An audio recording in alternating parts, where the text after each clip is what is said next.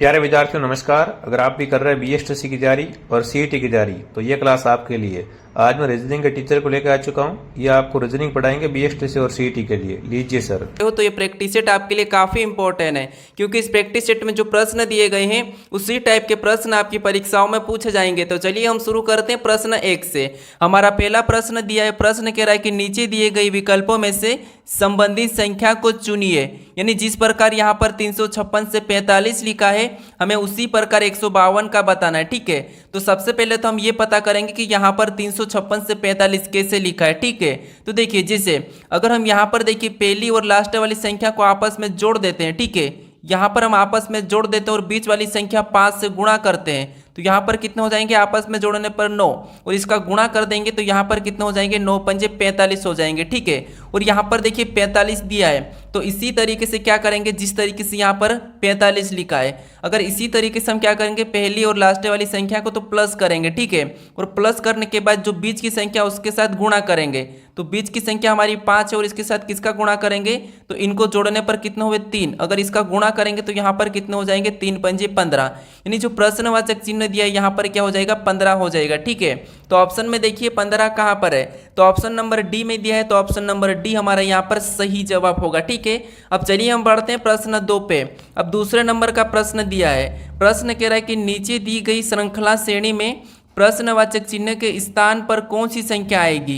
यानी यहाँ पर हम एक श्रृंखला श्रेणी दी है, ठीक है, वो भी समूह में है, तो यहाँ पर अगली जो 2 प्रश्नवाचक चिन्ह दिए यहाँ पर कौन सी संख्या आएगी ये हमें बताना है। ठीक है, तो देखिए हमें क्या करना है, सबसे पहले यहाँ पर ये देखना है कि ये संख्या कैसे लिखी गई है। ठीक है, तो देखिए यहाँ पर हम क्या करते हैं, जब भी श्रृंखला के प्रश्न को सोल्व करते हैं तो एक एक संख्या को देखते हैं। ठीक है, या फिर हम समूह को भी देख सकते हैं, लेकिन यहाँ पर देखिए 3 से यहाँ पर 6 लिखा है मतलब 3 का डबल, फिर यहाँ पर देखिए 6 से 12 लिखा है मतलब 6 का डबल, फिर 12 से यहाँ पर 24 लिखा है मतलब 12 का डबल, तो यहाँ पर अगला कौन सा हो जाएगा, यहाँ पर 24 का डबल, यानी 24 का डबल कितना होता है 48 होता है, तो 48 यहाँ पर हो जाएगा। ठीक है, तो ऑप्शन देखिए डी वाला तो हमारा नहीं होगा और ऑप्शन ए वाला भी नहीं होगा। अब हम दूसरी संख्या को देखेंगे, तो दूसरी संख्या देखिए 9 से यहाँ पर क्या लिखा है 12 लिखा है मतलब 3 को जोड़ा गया है। ठीक है, फिर देखिए 12 से यहाँ पर 15 लिखा है तो इसमें भी 3 को जोड़ा गया है, और 15 से यहाँ पर 18 लिखा है मतलब यहाँ पर भी 3 को जोड़ा है, तो अगर अगली संख्या अगर हमको बताना है तो यहाँ पर भी 3 जोड़ देंगे 18 में,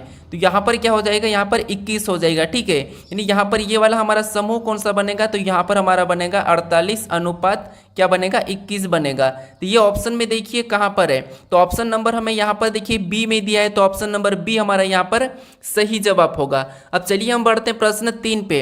अब तीसरे नंबर का प्रश्न दिया है, प्रश्न क्या कह रहा है, देखिए प्रश्न कह रहा है कि उस वेन आरेख का चयन करें जो दिए गए वर्गों के बीच संबंध को दर्शाता है।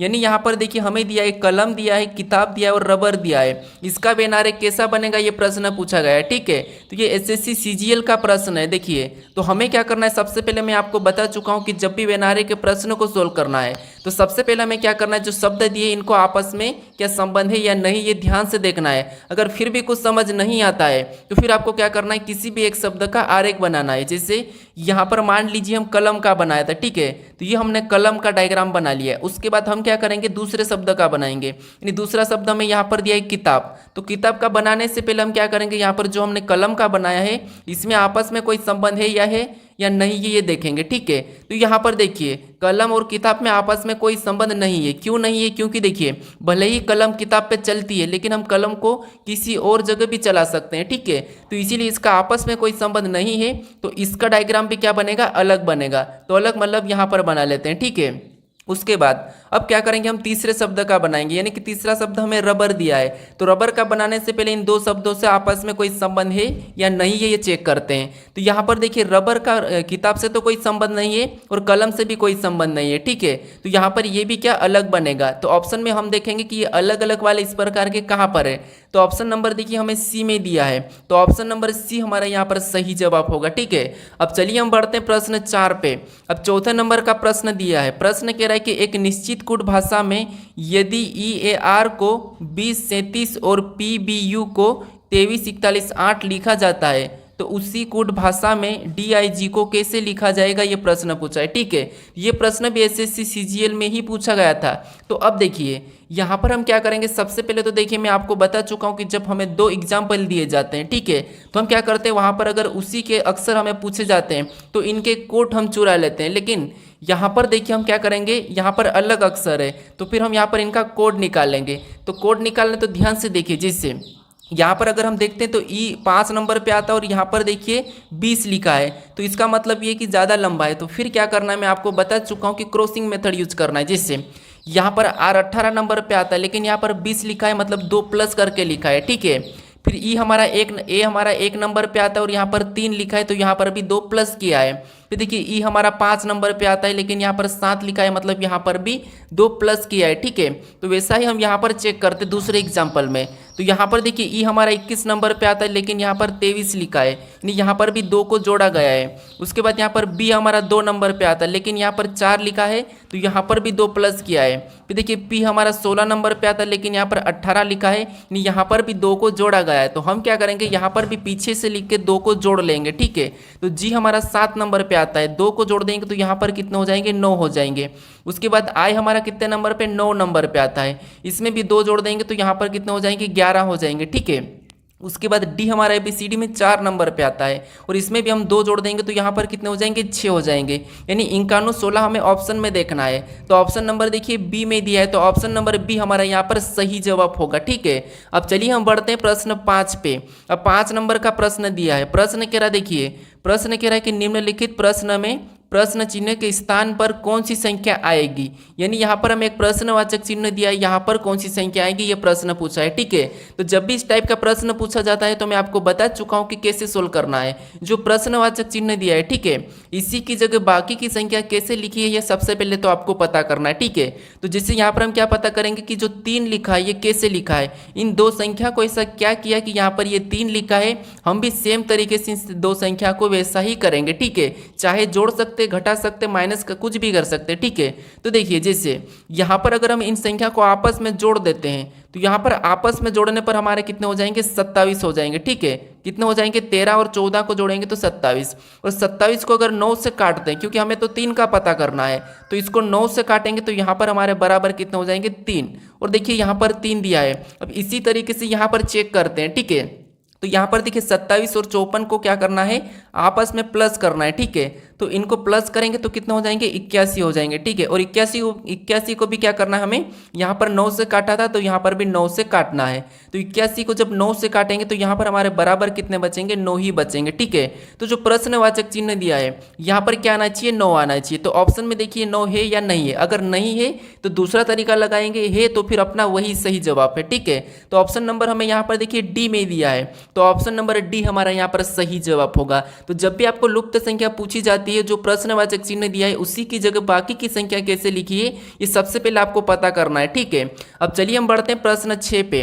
अब 6 नंबर का प्रश्न दिया है, प्रश्न कह रहा है कि निम्नलिखित प्रश्न में दिए गए विकल्पों में से विषम अक्षर समूह का चयन करें। यानी यहाँ पर हमें कुछ विकल्प, 4 विकल्प दिए, इसमें संख्या लिखिए। ठीक है, इसमें से हमें विषम बताना है। तो अब देखिए क्या करना है, सबसे पहले तो आपको पता है, हम संख्या को ध्यान से देखते हैं कि संख्या किसी का वर्ग लिखा है या किसी का घन लिखा है। अगर संख्या बड़ी हो तो फिर आपस में उसको क्या करना है, जोड़ के देखना है। तो जैसे यहाँ पर देखिए इनको अगर हम आपस में जोड़ते हैं तो 4 और 2 6, और 6 में 6 को जोड़ेंगे तो यहाँ पर टोटल कितने हो रहे हैं, हमारे 12 हो रहे हैं। ठीक है, इनको जोड़ने पर उसी तरीके से यहाँ पर 6 और 6 को जोड़ेंगे तो 12, और 12 में 4 को जोड़ेंगे तो यहाँ पर कितने हो रहे हैं, 16 हो रहे हैं। ठीक है, फिर देखिए उसके बाद यहाँ पर 2 और 3 को जोड़ेंगे तो 5, 5 में 8 को जोड़ेंगे तो यहाँ पर कितने हो रहे हैं, 13 हो रहे हैं। ठीक है, कितने, 13। उसके बाद यहाँ पर देखिए ऑप्शन डी, 3 और यहाँ पर 8 को जोड़ेंगे तो 11, 11 में 7 जोड़ेंगे तो यहाँ पर कितने हो रहे हैं, 18 हो रहे हैं। अब देखिए हमें क्या कहा था कि विषम का चयन करें, यानी कि अलग बताना है। तो यहाँ पर अलग हम कौन सा बताएंगे, कैसे बताएंगे, तो देखिए जैसे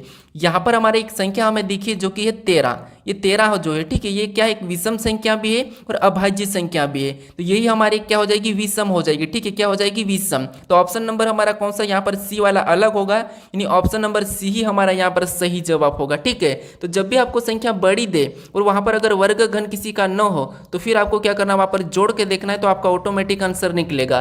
अब चलिए हम बढ़ते हैं प्रश्न 7 पे। अब 7 नंबर का प्रश्न दिया है, प्रश्न कह रहा है कि नीचे दी गई अक्षर श्रृंखला श्रेणी में रिक्त स्थान को पूर्ण कीजिए। यानी यहाँ पर हमें अक्षर दिए हैं और कुछ रिक्त स्थान भी है, ठीक है। यहाँ पर हमें किन अक्षर को भरे कि हमारी ये अक्षर श्रृंखला पूरी हो। तो देखिए इस टाइप के जब भी प्रश्न पूछे जाते हैं तो मैं आपको बताया था कि उनको काउंट करना है या फिर 3-4 में भाग करना है, ठीक है। तो जैसे यहाँ पर हम गिन लेते हैं 1 2 3 4 5 6 7 8 9 10 11 12, टोटल हमारे कितने हो रहे 12 हो रहे, ठीक है।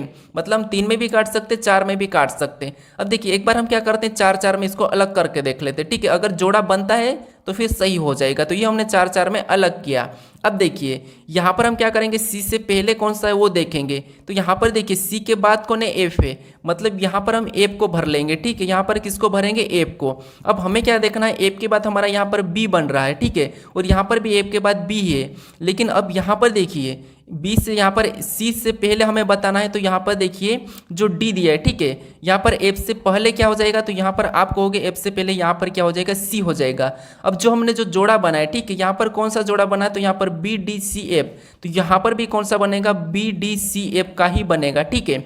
और यहाँ पर भी बी डी सी एफ का ही बनेगा। तो ये देखिए अब जोड़ा हमारा कौन सा बना है, बी डी सी एफ, यहाँ पर भी बी डी सी एफ, यहाँ पर भी बी डी सी एफ। अब हमने कौन कौन से अक्षर को भरे वो देखेंगे। तो सबसे पहले तो हमने बी को भरा, फिर हमने डी को भरा, फिर वापस से हमने डी को भरा, फिर हमने एफ को भरा, फिर हमने सी को भरा। तो ऑप्शन में देखिए ये वाला कहाँ पर है, तो ऑप्शन नंबर हमारा यहाँ पर देखिए ए में दिया है, ठीक है। तो ऑप्शन नंबर ए हमारा यहाँ पर सही जवाब होगा। अब चलिए हम बढ़ते हैं प्रश्न 8 पे। 8 नंबर का प्रश्न दिया है। प्रश्न क्या कह रहा है, देखिए प्रश्न कह रहा है कि नीचे दिए गए विकल्पों में से संबंधित अक्षर को चुनिए। यानी दोस्तों यहाँ पर देखिए एनोलॉजी का ही प्रश्न है। एनोलॉजी में नंबर एनोलॉजी भी पूछी जाती है, जो कि मैंने पहले नंबर प्रश्न में बताया हूँ, ठीक है। आपको अक्षर एनोलॉजी भी दी जाती है, ठीक है। तो इसीलिए मैं दोनों प्रकार के प्रश्न दिया, वो शब्द एनोलॉजी भी दी जाती है, ठीक है। तो यहाँ पर देखिए हम यहाँ पर ये पता करेंगे कि यहाँ पर जो अक्षर दिए इसी का यहाँ पर ये इनको कैसे लिखा है, सेम उसी तरीके से हम यहाँ पर बताएंगे, ये आपको पता है, ठीक है। तो यहाँ पर देखिए जो अक्षर यहाँ पर दिए हैं, अगर सेम अक्षर यहाँ पर रिपीट हो तो फिर आपको क्या करना है, यहाँ पर क्रॉसिंग मेथड यूज करना है। जैसे यहाँ पर देखिए यहाँ पर क्या किया है, तो यहाँ पर ई और ए ये बीच के, ठीक है, इनको तो यहाँ पर बीच में वैसा ही लिखा है, बस इनको क्या किया है आपस में बदल दिया है, ठीक है। तो हम क्या करेंगे सेम तरीके से जो यू और जे है, ठीक है, इसको तो हम क्या करेंगे यहाँ पर वैसा ही लिख लेंगे, ठीक है, यहाँ पर वैसा ही लिखेंगे, बस हमें इनको आपस में बदलना है। तो यू जो पहले हो जाएगा और जो जे आगे ये पीछे हो जाएगा। अब हमारा यहाँ पर कैसा जोड़ा बना है समूह, तो यहाँ पर यू यू जे जे। तो ऑप्शन में देखिए यू यू जे जे कहाँ पर है, तो ऑप्शन नंबर हमें यहाँ पर देखिए डी में दिया है। तो ऑप्शन नंबर डी हमारा यहाँ पर सही जवाब हो जाएगा, ठीक है। अब चलिए हम बढ़ते हैं प्रश्न 9 पे। अब 9वें नंबर का प्रश्न दिया है। प्रश्न कह रहा है, देखिए प्रश्न कह रहा है कि ई एफ का भाई है, डी ई की पत्नी है, जी एच का पिता है, एफ जी की बहन है, ई जी से कैसे संबंधित है ये बताना है, ठीक है। तो ये हमारा ब्लड रिलेशन का प्रश्न है। या ब्लड रिलेशन के प्रश्न को तो सोल्व करता आपको आता ही होगा, अगर नहीं आता तो थोड़ा सा समझिए। आपको पता है ये आप स्वयं हो, ठीक है। अगर आपसे कोई बड़ा, अगर आपका पिता कहा तो आप उसे ऊपर लिखोगे। अब ऊपर क्यों लिखोगे, क्योंकि वो आपका पिता और आपसे बड़ा है। जो अपने से बड़ा उसे ऊपर लिखना है, अगर आपका पुत्र हो तो आपसे छोटा उसे नीचे लिखना है, ठीक है। ये तरीका है। अब देखिए प्रश्न कह रहा है कि ई एफ का भाई है। अब भाई तो अपने पास ही रहे, तो यहाँ पर क्या है, ई एफ का भाई है। तो जो ई है, ठीक है, ये ई क्या है, तो ये ई क्या है, एफ का भाई है। तो एफ इसी के पास आ जाएगा और भाई है तो हम इसको प्लस चिन्ह लगा दे। तो आप समझने के लिए कुछ भी लगा सकते हैं कि पुरुष है कि महिला है, ठीक है। तो ये क्या है, ई एफ का भाई है। उसके बाद आगे कह रहा है कि डी ई की पत्नी है। अब डी क्या है, तो ई की पत्नी है, मतलब डी नीचे, सॉरी यहाँ पर आ जाएगी, ठीक है। ये पत्नी है तो यहाँ पर बराबर का निशान लगा लेंगे।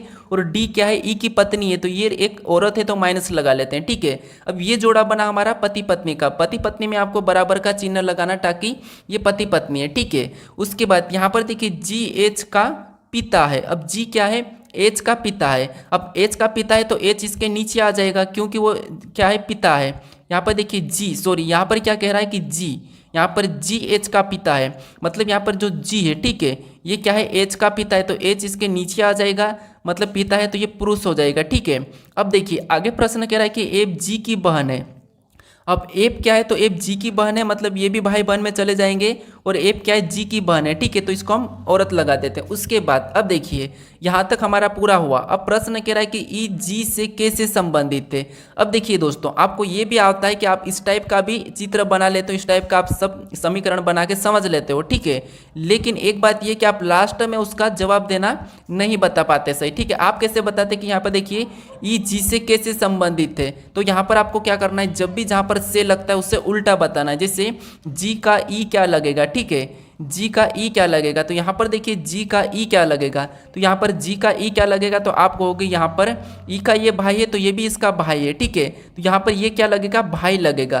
तो ऑप्शन में देखिए जी का ई क्या लगेगा, भाई लगेगा। तो ऑप्शन नंबर हमारा यहाँ पर ए वाला सही जवाब होगा, ठीक है। तो आपको यहाँ पर क्या करना है, जहाँ भी से लगा वहाँ से उल्टा बताना है। अब चलिए हम बढ़ते हैं प्रश्न 10 पे।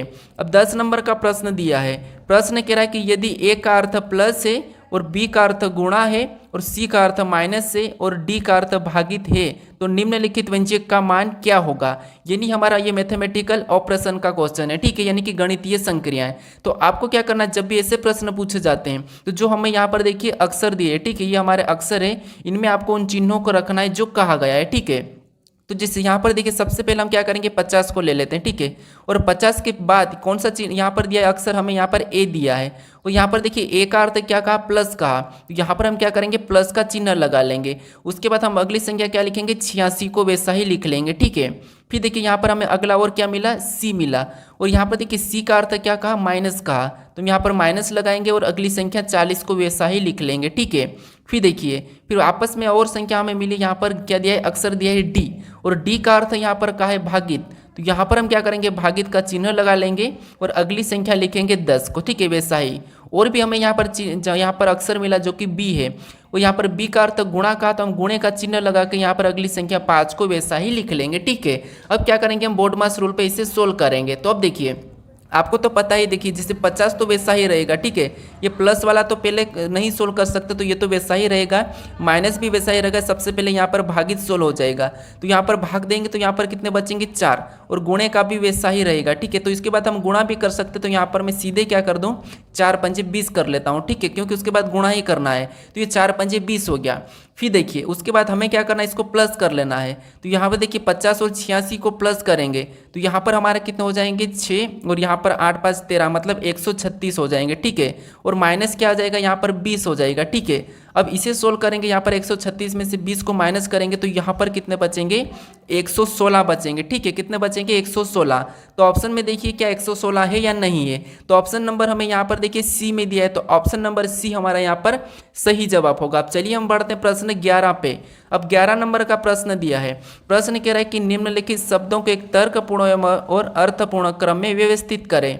यानी यहाँ पर हमें दिया है, पहला तो दिया है खाओ, दूसरा दिया है फल, और तीसरा बीज, और चौथा तोड़ो, और पांचवा दिया है पौधा। तो इसको क्या करना है, अर्थक्रम एवं यहाँ पर देखिए तर्कपूर्ण एवं अर्थपूर्ण में व्यवस्थित करना है। यानी दोस्तों यहाँ पर थोड़ा सा आपको समझना है, जब भी इस टाइप का प्रश्न मिले तो अर्थपूर्ण और तर्कपूर्ण का मतलब यही है कि या तो आप इसको घटते क्रम में लिख सकते हो या फिर इसको बढ़ते क्रम में। तो मान लीजिए हम घटते क्रम में देखते हैं, या कोई सा भी एक क्रम आपको ऑप्शन में देखने को मिलेगा। तो यहाँ पर देखिए घटते क्रम की बात करते हैं या फिर बढ़ते क्रम की।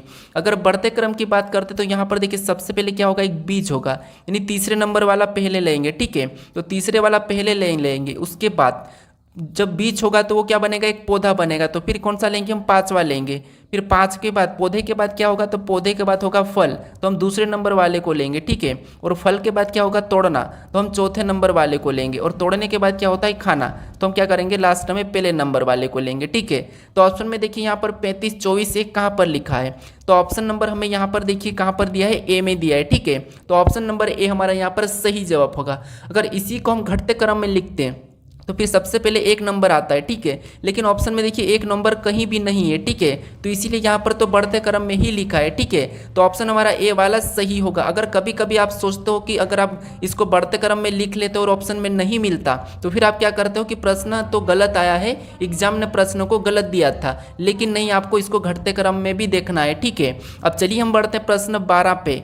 अब 12 नंबर का प्रश्न दिया है, प्रश्न कह रहा है कि एक डिजिटल घड़ी में 7:40 का दर्पण प्रतिबिंब क्या होगा। यानी मैं ये कल के प्रैक्टिस सेट में बोला था कि इसका प्रश्न में यानी कि इसका जवाब मैं लास्ट में दूंगा, ठीक है।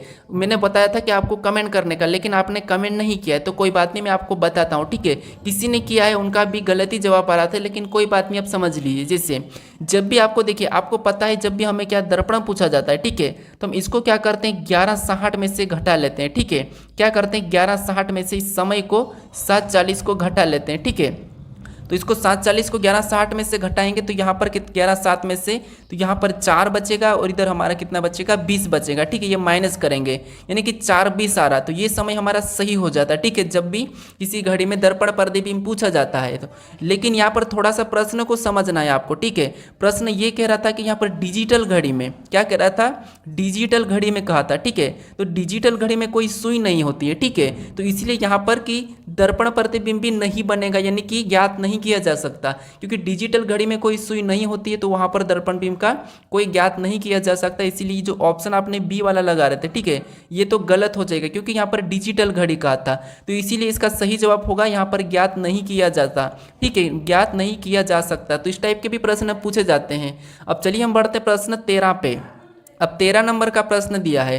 प्रश्न कह रहा है कि यदि एप्पल बराबर 521 और मोबाइल बराबर 612 लिखा है तो यहाँ पर एक्सप्लेन बराबर क्वेश्चन मार्क देके हमसे पूछा है। ठीक है, तो देखिए सबसे पहले हमें क्या करना है, यहाँ पर पता करना है कि एप्पल बराबर 521 कैसे लिखा है और मोबाइल बराबर 612 कैसे लिखा है। सेम तरीके से एक्सप्लेन का बताना है। ठीक है, तो देखिए जैसे हम क्या करेंगे यहाँ पर सबसे पहले तो देखिए ध्यान से देखते हैं।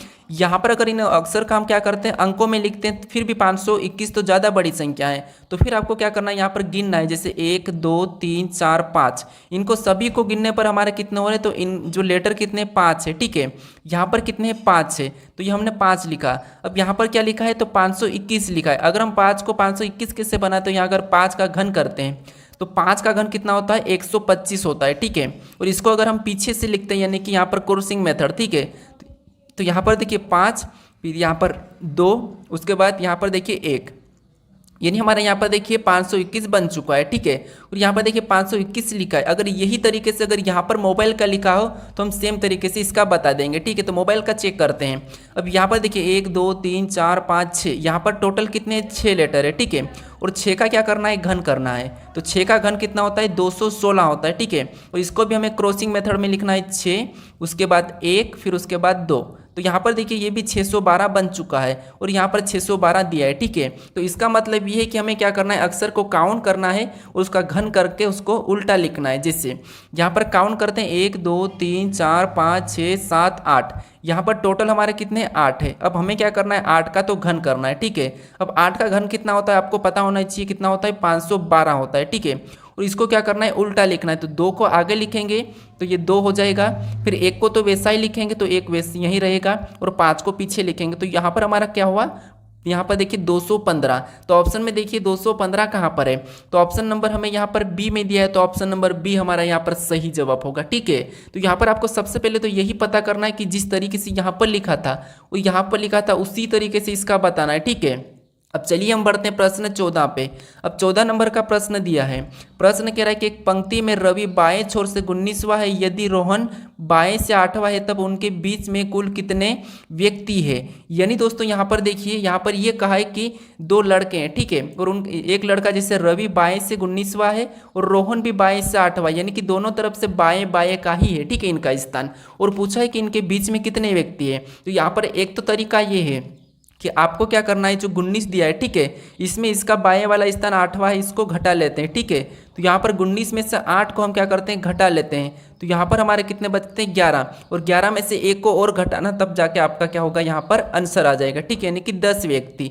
लेकिन आप एक तरीके से और भी सोल्व करते हैं, जैसे यहाँ पर देखिए 8 है। ठीक है, और इधर एक तरफ 19, हमें क्या करना है, यहाँ पर बीच के बताना है। ठीक है, तो हम क्या करते हैं 9 से गिनते हैं, यानी कि 9 10 11 12 13 14 15 16 17 18, ये 18 हमारे 20 तक हो जाएंगे। ठीक है, क्या होंगे एक बार और समझिए। जैसे यहाँ पर हमें बीच के बताना, तो 9 से गिनेंगे तो 9 से 9 10 11 12 13 14 15 16 17 18, ये बीच के है। ठीक है, तो इनको गिनेंगे तो 1 2 3 4 5 6 7 8 9 10, यानी कि बीच के कितने 10 है। यहाँ पर भी हमारा 10 आया था और यहाँ पर भी 10 है, यानी यहाँ पर आंसर हमारा क्या होगा, 10 होगा। ठीक है, तो ऑप्शन नंबर बी हमारा यहाँ पर सही होगा। तो आपको क्या करना है, जब भी घटाना है तो छोड़ देखना है कि यहाँ पर भी बाएं दिया है और यहाँ पर भी बाएं दिया है, तो फिर आपको क्या करना है, यहाँ पर भी घटा लेना और फिर एक और घटाना है। ठीक है, अब चलिए हम बढ़ते हैं प्रश्न 15 पे।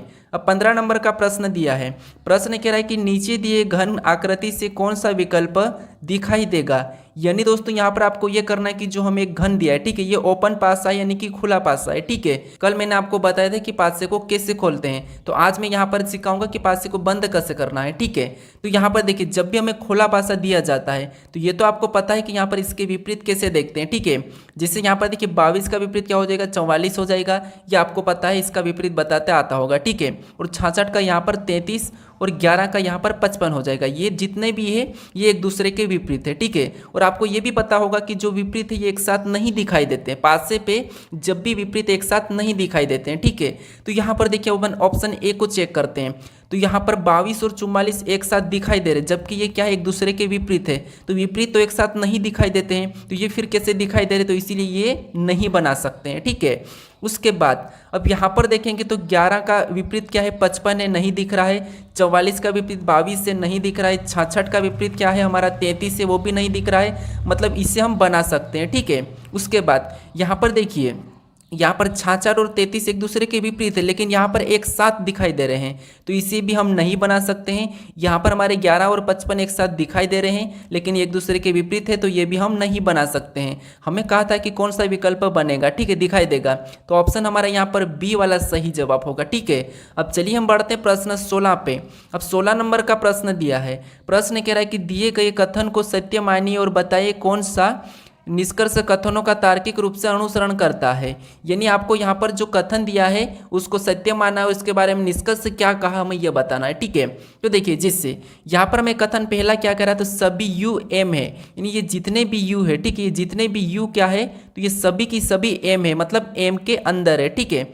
एम के अंदर है तो एम का कैसा बनेगा, ऐसा बन जाएगा, यानी कि एम है। उसके बाद अब हमें यहाँ पर कह रहा है दूसरा है कि कुछ जी एम है। अब कुछ जी एम है, ठीक है, तो यहाँ पर हमें कहा कि कुछ जी एम है, तो जी मतलब यहाँ पर कुछ वाला ऐसा बन जाएगा, एम से बनेगा, ठीक है। तो ये कुछ जी क्या है, एम है। अब देखिए इसके बारे में निष्कर्ष क्या कह रहा है हमें ये देखना है। तो पहला निष्कर्ष कह रहा है कि कुछ जी एम है, ठीक है। अगर ये गलत कहा तो उसका गलत मानना है, सही कहा तो सही। अब देखिए कुछ जी यू है, यहाँ पर क्या कहा है कि कुछ जी यू है, तो यहाँ पर जी और यहाँ पर तो हमें कुछ नहीं दिख रहा है, तो इसीलिए ये तो गलत है, ठीक है। उसके बाद अब देखिए यहाँ पर कुछ जी एम है, यहाँ पर देखिए कुछ जी एम है, मतलब ये तो हमें दिख रहा है कि कुछ जी क्या है, एम है, मतलब ये दूसरा वाला क्या कह रहा है, सही कह रहा है, ठीक है। क्योंकि पहला वाला कह रहा है कि कुछ जी यू है, तो यहाँ पर जी और यू का कोई संबंध नहीं दिख रहा है, तो हमें यहाँ पर कुछ वाला कैसे लेंगे। लेकिन दूसरा कह रहा है कि कुछ जी एम है, तो यहाँ पर देखिए कुछ जी एम है, मतलब ये हमें दिख रहा है, ठीक है। तो ये वाला सही कह रहा है, मतलब यहाँ पर देखिए केवल हमारा निष्कर्ष दूसरा अनुसरण करता है, ठीक है। तो ऑप्शन नंबर हमारा यहाँ पर बी वाला क्या होगा, सही जवाब होगा। ये सिलीजम का प्रश्न है। अब चलिए हम बढ़ते हैं प्रश्न 17 पे। अब 17 नंबर का प्रश्न दिया है। प्रश्न कह रहा है कि यहाँ पर देखिए नीचे दी गई आकृति में कितने वर्गों की संख्या है। यानी दोस्तों यहाँ पर आपको वर्गों की संख्या बताना है। तो आपको पता है जब भी वर्गों की संख्या बताना है तो मैं आपको बताया था मेरा आकृति वाले वीडियो में कि कैसे बताना है। जिससे आपको कॉलम में संख्या लिखना है, यहाँ पर 1 लिखेंगे, फिर ये दूसरा है तो 2 लिखेंगे, यहाँ पर तीसरा है तो 3। सेम उसी तरीके से देखिए एक बार और बताता हूँ। यहाँ पर क्या करना है, 1 को लिखना है, फिर आपको यहाँ पर 2 लिखना है, फिर यहाँ पर आपको 3 कॉलम है, तो फिर वैसे ही ऊपर लिखना है, जैसे 1, फिर यहाँ पर 2, फिर यहाँ पर 3, फिर यहाँ पर 4, फिर यहाँ पर 5, फिर 6, फिर यहाँ पर 7। हमारे इधर 7 कॉलम है। अब मैं आपको ये भी बताया था कि आपको क्या करना है, ऐसा लिखने के बाद फिर आपको क्या करना है, लास्ट से लास्ट वाले के साथ गुणा करना है, ठीक है। तो जैसे इसका और इसके साथ गुणा करेंगे तो देखिए 7 गुणे क्या करेंगे हम 3 कर लेंगे, ठीक है। उसके बाद फिर हम क्या करेंगे, यहाँ पर 6 और 2 का भी आपस में गुणा कर लेंगे, ठीक है। क्या करना है, लास्ट से लास्ट वाली का ही गुणा करना है। फिर हम क्या करेंगे, 5 और 1 का गुणा करेंगे, तो 5 गुणे यहाँ पर 1 लिखेंगे, ठीक है। फिर जो संख्या में यहाँ पर जो संख्या बची है उसे छोड़ देना है, जो बच गई उससे कोई मतलब नहीं रखना है। अब गुणा करेंगे तो यहाँ पर 7 त्रिया कितना होते हैं, 21 होते हैं, और यहाँ पर 6 दूना कितना होते हैं, 12 होते हैं, और यहाँ पर देखिए 5 एकम 5 ही हो जाएगा, ठीक है। अब इन सभी को हम जोड़ देते हैं तो 21 और 12 हमारे कितने होंगे, 33, और 33 में 5 को जोड़ेंगे तो हमारे यहाँ पर कितने हो जाएंगे, 38 हो जाएंगे, ठीक है। यानी यहाँ पर इस आकृति में कितने यहाँ पर वर्गों की संख्या है, तो 38 है, यानी ये 38 हमारा सही जवाब होगा। ऑप्शन में देखिए ऑप्शन नंबर डी हमारा यहाँ पर सही जवाब होगा। अगर बीच में कुछ इस टाइप से बना हुआ रहता है, ठीक है, तो फिर आपको इसको और अलग से काउंट करना है। कैसे करते हैं, यहाँ पर भी आप 1 लिखते हैं, फिर यहाँ पर 2 लिखते हैं, फिर यहाँ पर 1 लिखते हैं, फिर यहाँ पर 2 लिखते हैं, लास्ट से लास्ट वाले से गुणा करते थे, यहाँ पर 2 दूना 4, फिर गुणा करते तो 1, यानी यहाँ पर टोटल हमारे 5 हो जाते हैं, ठीक है, इतने वाले में। ये हमारा अलग से, लेकिन अभी तक हमारा ऑप्शन डी वाला यहाँ पर सही है, ठीक है। अब चलिए हम बढ़ते हैं प्रश्न 18 पे। अब 18 नंबर का प्रश्न दिया है। प्रश्न कह रहा है कि दिए गए विकल्पों में से ए बी रेखा का दर्पण प्रतिबिंब का चयन करें। यानी दोस्तों यहाँ पर देखिए ए बी रेखा दी है, ठीक है, तो इसका इधर दर्पण प्रतिबिंब कैसा बना है इन अक्षरों का, ये हमें बताना है। तो जब भी आपको दर्पण प्रतिबिंब पूछा जाता है और अक्षर दिए जाते हैं तो फिर आपको मैं बताया था कि आपको क्या करना है, वहाँ पर गलती पता करना है। तो सबसे पहले तो आपको पता है डी का बनेगा यहाँ पर दर्पण प्रतिबिंब, यानी कि डी इधर उल्टा हो जाएगा, ठीक है। तो यहाँ पर ऑप्शन में देखिए इसमें तो के बन रहा है, मतलब नहीं होगा। यहाँ पर के बन रहा है, ये भी नहीं होगा। ऑप्शन हमारे यहाँ पर दो बच्चे हैं, सी और बी। अब देखिए उसके बाद यहाँ पर एस का बनेगा, तो एस का बनेगा तो इस यहाँ पर आके उल्टा बन जाएगा ऐसा। तो ऐसा समय यहाँ पर तो सीधा ही दिया है, तो ये भी सीधा ही दिया है, तो ये तो गलत हो जाएगा। यहाँ पर देखिए उल्टा दिया है, ठीक है, मतलब हमारा ऑप्शन भी अभी एक ही बच्चा है, तो यही वाला हमारा यहाँ पर सही जवाब होगा। हमें पूरा चेक करने की भी कोई ज़रूरत नहीं है, ठीक है। अब चलिए हम बढ़ते प्रश्न 19 पे। अब 19 नंबर का प्रश्न दिया है। प्रश्न कह रहा है कि उस विकल्प का चयन करें जो दी गई श्रृंखला में प्रश्नवाचक चिन्ह के स्थान पर आएगी। यानी यहाँ पर हमें जो प्रश्नवाचक चिन्ह दिया है यहाँ पर कौन सा विकल्प आएगा ये हमें बताना है, ठीक है। तो ये हमारी एक श्रृंखला है। तो अब देखिए जब भी आपको ऐसे कचरे वाली श्रृंखला चले तो फिर हम आपको क्या करना है, सबसे पहले एक एक को देखना है। जैसे यहाँ पर जो निशान है सबसे पहले इधर गया, फिर अगली आकृति में नीचे झुका, फिर और अगली आकृति में इस साइड मुड़ा, तो अगली आकृति में आपको पता है ऊपर की ओर मुड़ जाएगा, ठीक है। तो ऑप्शन में ऊपर मुड़ा हुआ देख लीजिए, तो ऑप्शन ए में नहीं है, ऑप्शन सी में नहीं है, तो दो ऑप्शन हमारे ऐसे ही हट चुके हैं, ठीक है। उसके बाद आपको क्या करना है, किसी एक को और देखना है। तो किसी एक को किसको देखेंगे, तो देखिए मान लीजिए यहाँ पर जेड को देखते हैं, ठीक है। तो जेड के बाद यहाँ पर वाई लिखा है, मतलब जो जेड से पहले भी सीडी में अक्षर आता है उससे लिखा है, ठीक है। यहाँ पर इस कोने पे था लेकिन फिर आगे जाके इस कोने पे हो गया है, ठीक है। और यहाँ पर देखिए ये यहाँ पर हो चुका है। उसके बाद आगे हमारा एक्स लिखा है, एक्स मतलब इससे पहले आता है वो, ठीक है। लेकिन ये एक्स कहाँ पर लिखा, तो ये नीचे वाले कोने में चले गया, ठीक है। तो अगला जो अक्षर क्या होगा, डब्ल्यू होगा, और डब्ल्यू हमारा यहाँ पर इस कोने में चले जाएगा। तो इस कोने वाला हमें ऑप्शन में देखना है, तो यहाँ पर केवल हमें ऑप्शन डी में दिया है, तो यहाँ पर ऑप्शन डी ही हमारा क्या होगा, सही जवाब होगा, ठीक है। कौन सा होगा, ऑप्शन डी वाला। अब चलिए हम बढ़ते हैं प्रश्न 20 पे। अब 20 नंबर का प्रश्न दिया है। प्रश्न क्या कह रहा है, देखिए प्रश्न कह रहा है कि वह विकल्प का चयन करें जो प्रस्तुत चित्र में अंतर्निहित है, घुमाने की अनुमति नहीं है। अब ये तो आपको पता है गर्मी की मौसम है, ठीक है। तो यहाँ पर जो आकृति दी है तो किसकी आकृति आपको पता है, कुल्फी की है, ठीक है। और इस आकृति जो बनी है, ठीक है, इस आकृति में कौन सा भाग ऐसा है जो यहाँ पर विकल्प में दिया है, ठीक है। वैसा की वैसा आपको विकल्प में चेक करना है। क्या करना है, जो यहाँ पर जो आकृति बनी इसमें से कौन सा एक भाग है जो विकल्प में है ये आपको बताना है, ठीक है। लेकिन घुमाने की अनुमति नहीं है। तो ये मुझे कमेंट करके बताइएगा। हर बार की तरह मैं आपको पूछता हूँ कि 20 नंबर प्रश्न का मुझे सही जवाब दीजिए, ठीक है। तो यहाँ पर आप इसका सही जवाब मुझे बताइए। अगर आप इस चैनल को अभी तक सब्सक्राइब नहीं करे हो तो इस यहाँ पर इस लोगो पर क्लिक करके चैनल को जरूर सब्सक्राइब कर लीजिएगा, ठीक है। अगर आप इससे पहले वाले वीडियो को नहीं देखे तो यहाँ पर इस वीडियो पर क्लिक करके पहले वाले पार्ट को भी जरूर देख लीजिएगा। अगर आपको इसकी प्लेलिस्ट चाहिए तो यहाँ पर क्लिक करके इसकी प्लेलिस्ट को भी जरूर देख लीजिएगा। अगर आप इस चैनल को अभी तक शेयर नहीं करे तो इस चैनल को भी शेयर और लाइक भी जरूर कर दीजिएगा, ठीक है। अब चलिए हम मिलते हैं नेक्स्ट वीडियो में।